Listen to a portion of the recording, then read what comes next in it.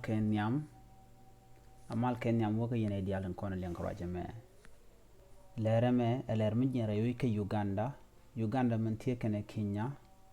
men South Sudan men Rwanda men Ethiopia men Congo men Burundi kene wi diala ko ken tin je men chala jene wud kene wud bukaro kwen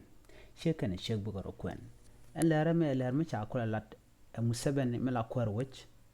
ka kwi nende shirkati ti eno wud kene wud bukaro kwen ke kene chek bukaro kwen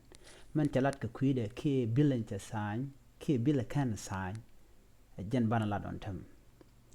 wanaten chala de nene chi kwerni yuwer museveni chelar no chen kwen wun dangraw tu kwen karodian chen betany ka chen ka gore wi daba chelat en museveni en ramu wajek ki wun mutoy ke wut ki nyam toy ke nyam do dien banak telemun machajek rewe ke Uganda mide tek de ram chong ramu wajek kene telat ke tishet katato ajan liya karwada chelere mutub ne dial telat ke siang mujek mishikanamo rewe ke Uganda shimugi kon ne diala te kene diala shibrar te laro neme chiangame chine gor balaslet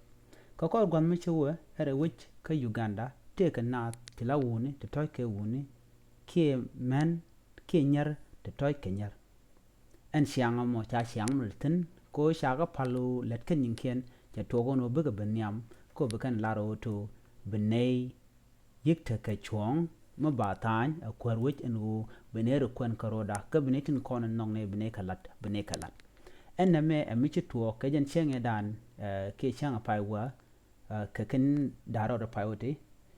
amichura lat ko dong de michi kana mo de jatan kine di altina rei wichi ka barar ka kwen medit ke ka bon medit kan lar chine gorno mo cho kwen yuwer musabene je chularo chen kwen wondang raw ke nyal kana nyal te to chen ka gor chen kwen en shale gay marriage ke shale dung lesbiane la gay e wut kan wut to me lesbian a nyal kana nyal te to jene shana gor beling reweda mi shikaran wi lat a wajin point ba jinak kan active ni tin ke tin kon blat ka jen tan mo ka ajena ba yin naka je a charge be pel te green me chalat goma ka gwase chewa mu don kula la ka ke to ko me chalat rewi ka South Sudan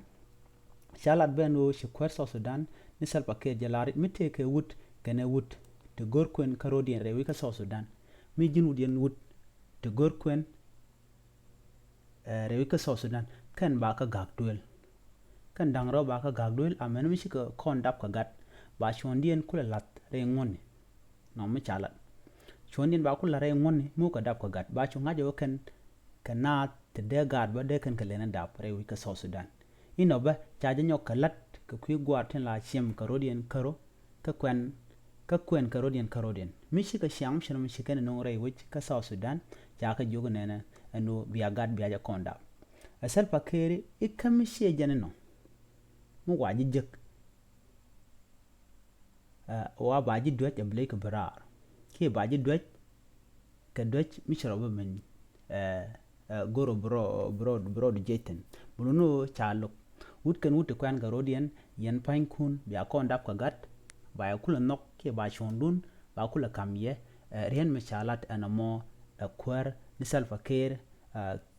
mu kwa ka ke to je ndana chalal dungno re wech ka Uganda chala da long anu shi kwarni yuwer musabeni she jen kwena mo kwena ndang tila wuni kene tilanyar dang raw te dero kwen chala na mo asyang mi jak wada shine ka sodom kana gomora ko jene daka sodom kana gomora no de wut kana wude ka toj ke de nyal kana nyal de ka toj en siang me cha siang mi cha lok cha goro but kana wut bukaro kwen ka cha goro no bishe kan shek bo rodien kwen rewi ke Uganda rami wi lat ajenu bajinak ajen ngodana cha yan pin ngai ko no ngola ka yan ga pin ngon mi yan pin balar na me cha jiak ke kun ka jiaga je ba min jiaga ndanan luk jaka je ba ji gilat ke jen cha lat gwasame mitte ka rami wo chiang mi chika na me wi lalet ko bnad buka toj wutkan wut buka toj ke wutkan ke shek buka toj jalar yen ni siang michro lut nong yen ni siang sodom kana gomora made je nyodo to de wojba de je dak ka kwide na mo de ko nyala dak ka kwide na mo cha goro to be active ni ke shing tin jagde che to be kala let jirin bi raja me bi sho goro bi je jaga jabo ne dial ko siang mi ne me siang mi chala ro cha goro bala mi jin wut malati je te chiro den lot la ga dial de ko woni chala jin wa ba jin nak ka ngotin ko ne cha yan pin re wi ke Uganda jin do bana ne chalat kwar ne yu wer musabeni mala kwar wi ka Uganda ka gwas mi ber ka jin ngul ko amba chumene tama ka kwise mo kwa raja me kwa jagor bi share me dira me kwit Nuer online gore jin bi subscribe ke bi comment ke bi man gore der larba bi jelat pin ajin la dana channel link ajin gwasame bi atakamal ajin chalat re wi ke Uganda ka chaje jawe gonna diala nono bi atakamal